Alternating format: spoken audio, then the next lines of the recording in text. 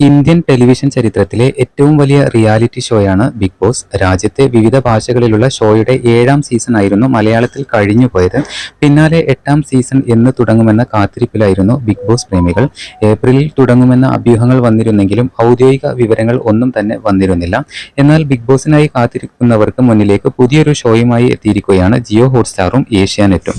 Comedy cook എന്നാണ് ഷോയുടെ പേര്. ഏപ്രിൽ 18 മുതൽ ഷോയുടെ സ്ട്രീമിംഗ് ആരംഭിക്കും. ഭാവനയാണ് അവതാരകയായി എത്തുന്നത്. ഒപ്പം ഷെഫ് നളനും ഉണ്ടാകും. കുക്കിങ്ങും കോമഡിയും കൂടി കലർന്ന ഷോയിൽ ഷോപ്പ് കീപ്പറായി മുൻ ബിഗ് ബോസ് താരം ജിസേലും എത്തുന്നുണ്ട്. അനുമോൾ, സാബു അണ്ണൻ, നെവിൻ, ജിസേൽ, ജിയോ മച്ചാൻ, സുചിത്ര, ശ്രീവിദ്യ മുല്ലശ്ശേരി, അശ്വിൻ, ശബരീഷ് വർമ്മ തുടങ്ങിയ നിരവധി പേർ ഷോയുടെ ഭാഗമായി എത്തുന്നുണ്ട്. തമിഴിൽ ഏറെ പ്രചാരം നേടിയ കുക്ക് വിത്ത് കോമാളി എന്ന ഷോയുടെ മലയാളം വേർഷനാണ് കോമഡി കുക്ക് എന്നാണ് വിവരം. അങ്ങനെയെങ്കിൽ കുക്ക് വിത്ത് കോമഡി എന്ന പേരിൽ നേരത്തെ മലയാളത്തിൽ ഒരു ഷോ ഉണ്ടായിരുന്നു. അതിന്റെ 2ാം സീസൺ ആയിരിക്കാം കോമഡി കുക്ക്.